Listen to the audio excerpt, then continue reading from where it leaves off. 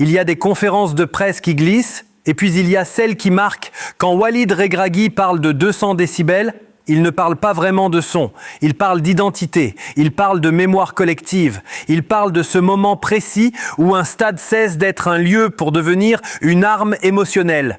Parce que ce Maroc-Sénégal, ce n'est pas juste une affiche africaine de haut niveau, c'est un test de maturité, un test de nerfs, un test de vérité. Demain, dit-il, on ne joue ni avant ni après, seulement pendant 90 minutes. Pas pour l'histoire passée, pas pour la pression populaire, mais pour ce que cette équipe est devenue. Et cette phrase résume tout. On n'est pas une équipe de talent, on est une équipe qui doit gagner. C'est là que ce Maroc a changé de dimension. Pendant longtemps, le Maroc fascinait sans rassurer. Des joueurs brillants, des parcours prometteurs, mais une fragilité au moment clé. Aujourd'hui, le discours est différent, le ton est différent et surtout, le comportement est différent. Regragui insiste sur une chose, l'état d'esprit collectif. Pas la possession pour briller, pas le talent pour exister, mais la discipline pour survivre et frapper. Sur les derniers matchs, le Maroc concède peu. Très peu, non pas parce qu'il refuse le jeu, mais parce que tout le monde défend. Les pertes de balles sont anticipées, les transitions sont verrouillées, les efforts sont partagés. C'est un peu comme une équipe qui accepte de courir avant de penser à créer. Et en Afrique, cette vérité-là ne pardonne jamais. En face, il y a le Sénégal, une équipe que Regragui respecte ouvertement, une équipe qu'il connaît et surtout une équipe qu'il décrypte avec précision, des avaleurs d'espace. Le Sénégal adore les demi-espaces. Ils répètent les courses, ils insistent, ils ne trichent pas dans l'effort. Avec Sadio Mané en forme exceptionnelle, avec Nicolas Jackson plein de confiance, avec des profils capables de faire basculer un match sur une seule accélération. Et c'est là que le match se jouera. Peut-être pas sur la possession, mais sur ce que chaque équipe fait quand elle ne l'a pas. Regragui le dit clairement, le Sénégal peut être encore plus dangereux sans le ballon qu'avec. Alors, une question flotte déjà dans l'air. Est-ce que l'orgueil sénégalais poussera à vouloir maîtriser? Ou est-ce que la lucidité primera pour attaquer dans le dos? Mais il y a autre chose, quelque chose qu'on ne quantifie pas sur une feuille de match. Le stade. Rabat n'est pas Kinshasa, Rabat n'est pas Dortmund, Rabat n'est pas le Vélodrome. Et pourtant, quand Regragui dit que le Nigeria l'a senti, que le Cameroun l'a compris, il parle de cette pression continue, sans relâche. De la première à la dernière minute, pas une explosion ponctuelle, une vague permanente. Et ce message est envoyé aussi aux joueurs marocains eux-mêmes. Vous n'êtes pas seuls, mais vous devez être à la hauteur. Ce discours, ce n'est pas de la provocation, ce n'est pas de l'arrogance, c'est une manière de canaliser l'énergie. Et quand Regragui raconte sa propre finale perdue en 2004, le message devient presque intime. Ne refaites pas mes erreurs, vous avez l'occasion. Maintenant, ce Maroc ne joue pas pour laver le passé, il joue pour saisir le présent. Dans la suite, on va entrer dans le cœur du duel tactique. On va décortiquer où le Sénégal peut faire mal et comment le Maroc pense pouvoir lui résister. Maintenant, on va vraiment entrer dans le jeu. Pas dans les slogans, pas dans l'émotion brute, mais dans ce que ce match raconte tactiquement. Parce que cette finale ne se jouera pas sur qui veut le plus. Elle se jouera sur qui comprend le mieux ce qui est en train de se passer. Le Maroc aujourd'hui n'est pas une équipe qui subit. Mais ce n'est pas non plus une équipe qui cherche à étouffer l'adversaire par la possession. C'est une équipe qui choisit ses moments. Bloc compact, ligne proche, distance courte. Quand le ballon est perdu, tout le monde réagit. Quand il est récupéré, on ne se précipite pas. Et c'est là que le rôle de joueurs comme Achraf Hakimi devient fondamental. Pas seulement pour déborder, mais pour fixer, pour repousser le danger, pour obliger le Sénégal à défendre large. En face, le Sénégal adore une chose, attaquer là où les équipes hésitent, les demi-espaces, ces zones entre le latéral et le central, ces couloirs invisibles que seuls les joueurs intelligents exploitent. Et c'est exactement ce que fait cette équipe sénégalaise depuis le début du tournoi. Ils répètent, ils insistent, ils ne cherchent pas le geste spectaculaire, mais la course juste. C'est un peu comme une équipe qui frappe toujours au même endroit, jusqu'à ce que la porte cède. Alors, la clé pour le Maroc est claire. contrôler les courses, pas seulement le ballon. Regragui l'a dit sans détour. Si le Maroc arrive à bloquer ses appels répétés, à casser le timing, à ralentir d'une demi-seconde, le Sénégal perd une grande partie de sa dangerosité. Mais attention, c'est là que le match devient un jeu d'échecs. Si le Maroc défend trop bas, il s'expose aux frappes, au centre, au second ballon. S'il sort trop haut, il ouvre exactement les espaces que le Sénégal attend. Donc ce Maroc va probablement alterner des phases d'attente, des séquences de pressing ciblées et des temps de respiration avec ballon. Offensivement, le Maroc n'est pas une équipe monotone. Il peut frapper de plusieurs façons. Les projections de Hakimi, la créativité entre les lignes de Brahim Diaz, la sécurité derrière avec Yassine Bounou qui rassure tout un bloc. Et c'est important de le dire, ce Maroc n'a pas besoin de dominer pour exister. Il peut très bien laisser le ballon et punir sur une transition, exactement comme il l'a déjà fait face à des équipes plus dominatrices. Il y a aussi une erreur fréquente que beaucoup font en regardant ce match.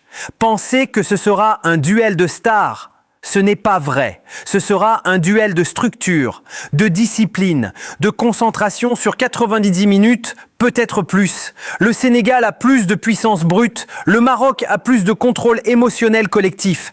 Et dans une finale africaine, ce détail-là peut tout changer. Dans la suite, on va parler des erreurs de lecture les plus courantes autour de ce match. Celles que font les médias, celles que font les supporters et surtout celles qui peuvent nous coûter très cher sur le terrain. Parce qu'une finale, ça se gagne aussi en comprenant ce qu'elle n'est pas. Alors, passons maintenant à ce que beaucoup se trompent à lire. Parce que, avant même que le match commence, certaines erreurs d'analyse circulent déjà. La première, c'est de croire que le Maroc joue petit. Attendre, défendre, fermer les espaces, ce ne serait pas un aveu de faiblesse. C'est un choix stratégique. Conséquence de cette erreur, on sous-estime la capacité du Maroc à frapper au bon moment. Correction. Ce Maroc n'a pas besoin de volume pour être dangereux. Il a besoin de précision. Deuxième erreur fréquente, penser que le Sénégal est uniquement une équipe physique. Oui, ils sont puissants. Oui, ils vont vite, mais réduire leur jeu à ça, c'est passer à côté de l'essentiel. Leur vraie force, ce sont les enchaînements de courses intelligentes, les appels dans les demi-espaces, la répétition sans ballon. Conséquence, si le Maroc se contente de défendre au duel, il s'expose. Correction, le vrai combat sera dans la lecture des trajectoires, pas dans les contacts. Troisième erreur, croire que le public gagne le match à lui seul. Les 100 décibels, les 200 annoncés, c'est un levier, pas une garantie. Conséquence, une équipe peut se griser, sortir de son plan. Correction, le public est une force si l'équipe reste disciplinée. Et Regragui l'a répété, on joue pendant 90 minutes, pas avant, pas après. Maintenant, si tu veux vraiment comprendre ce match, voici le mode d'emploi. Dès les premières minutes, observe 3 choses simples. 1. La hauteur du bloc marocain. S'il est compact et calme, c'est bon signe.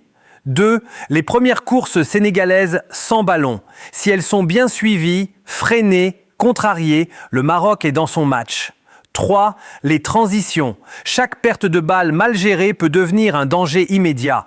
Comment le Maroc peut gagner en restant fidèle à son idée, en acceptant de souffrir par moments, en frappant quand le Sénégal s'étire. Comment il peut perdre en se précipitant, en voulant répondre à l'intensité par l'émotion, en oubliant que le Sénégal adore les équipes qui se découvrent. Il existe aussi des scénarios alternatifs. Si le Sénégal décide de laisser le ballon, le Maroc devra montrer qu'il sait créer sans se déséquilibrer. Si un joueur offensif sénégalais trouve rapidement de la réussite, la gestion mentale deviendra clé. Si le match s'éternise, l'expérience collective marocaine peut peser, mais rien n'est automatique. Les signaux d'évaluation sont clairs. Bonjour pour le Maroc, si les distances entre les lignes restent courtes. Les joueurs communiquent beaucoup. Les transitions sont propres. Signaux d'alerte, des fautes inutiles, des appels non suivis, des ballons perdus dans l'axe. Ce match, ce n'est pas une opposition de nations, c'est une opposition de cohérence collective. Et quand Regragui parle de fraternité avec le Sénégal, il ne minimise pas l'enjeu. Il le replace. On peut être frère et se livrer une bataille totale sur un terrain. Et c'est peut-être là qu'on touche au cœur de cette finale. Pas dans un schéma, pas dans un duel individuel, mais dans ce que chaque équipe est capable de supporter mentalement. Parce qu'à ce niveau-là, tout le monde sait jouer, tout le monde sait courir, tout le monde a des talents. La différence, elle se fait souvent sur des détails invisibles. Regarde bien les synergies. Quand le Maroc est fort, ce n'est jamais un joueur seul. C'est une chaîne. Un pressing déclenché au bon moment. Un milieu qui ferme l'axe pendant que le latéral sort. Un ailier qui accepte de défendre pour libérer son latéral plus tard. C'est ça la vraie force marocaine. Des joueurs qui acceptent de briller moins individuellement pour exister plus collectivement. En face, le Sénégal fonctionne beaucoup par impulsion. Un appel déclenche un autre, une accélération crée un déséquilibre. Et derrière, ça suit. Quand ces connexions-là fonctionnent, le Sénégal devient très difficile à contenir. Quand elles sont coupées, le jeu peut devenir plus lisible. Il y a aussi des questions que tout le monde se pose avant ce match. Pourquoi ce Maroc est parfois imprévisible? Parce qu'il ne joue pas toujours le même tempo. Il s'adapte. Pourquoi le Sénégal peut sembler discret, puis frapper soudainement? Parce qu'il vit des espaces plus que du ballon. Pourquoi une finale ne ressemble jamais au match précédent? Parce que la pression transforme les décisions les plus simples. Si tu veux suivre cette finale comme un supporter un peu plus expert, voilà un petit plan simple cette semaine. Regarde comment le Maroc défend ses transitions, observe les courses sans ballon du Sénégal, note les moments où le rythme chute, identifie qui calme le jeu et qui l'accélère. Écoute moins les discours, regarde plus les comportements. C'est souvent là que se cache la vérité d'un match. Et surtout, rappelons-le, le football africain ne gagne rien dans la division, ni dans la suspicion permanente, ni dans les procès d'intention. Cette finale, quoi qu'il arrive, opposera deux grandes équipes, deux peuples proches, deux visions du jeu. On peut vouloir gagner sans perdre le respect. Dernier mot important, pas de certitude absolue, pas de haine, pas de raccourci. Une finale se joue, elle se vit. Elle s'analyse après. Si cette série t'a aidé à mieux lire ce Maroc-Sénégal, abonne-toi, laisse un like et partage ton ressenti en commentaire. Le football commence souvent là où les slogans s'arrêtent. On va finir calmement, parce qu'une finale, ce n'est pas seulement ce qui se passe pendant le match. C'est aussi ce qu'on en fait après. Quel que soit le scénario, il faudra savoir lire cette rencontre avec du recul. Ne pas tout réduire à un but. Ne pas tout expliquer par un fait de jeu. Ne pas transformer une émotion en verdict définitif. Si le Maroc gagne, ce ne sera pas parce que le stade. Ce sera parce qu'un projet collectif aura tenu jusqu'au bout. Parce que des joueurs auront respecté un plan sous pression. Parce qu'une équipe aura accepté de souffrir sans paniquer. Si le Sénégal gagne, ce ne sera pas contre le Maroc. Ce sera parce qu'une équipe aura su exploiter les espaces. Parce que son intensité aura fini par fissurer un bloc. Parce que son expérience des grands rendez-vous aura parlé. Et dans les deux cas, il n'y aura aucune honte. Seulement des enseignements. C'est aussi ça le message fort de cette conférence de presse. Quand Regragui parle de fraternité, quand il refuse d'alimenter les polémiques d'arbitrage, quand il rappelle que l'Afrique doit faire confiance à ses propres forces, il parle plus loin que ce match. Il parle de ce que le football africain peut devenir s'il accepte de grandir sans se diviser. Alors, regarde cette finale comme elle mérite de l'être. Observe, ressens, analyse. Mais garde une chose en tête, le football n'appartient jamais à ceux qui crient le plus fort avant. Il appartient à ceux qui comprennent le mieux ce qui se passe sur le terrain. Merci d'avoir suivi cette analyse jusqu'au bout. On se retrouve très vite pour décortiquer à froid ce que cette finale aura réellement raconté. Et comme toujours, le jeu d'abord, le respect toujours. Avant de se quitter, gardons une dernière clé de lecture. Une finale, ça ne valide pas tout, ça ne détruit pas tout non plus. Elle révèle qui sait rester fidèle à son idée quand les jambes brûlent.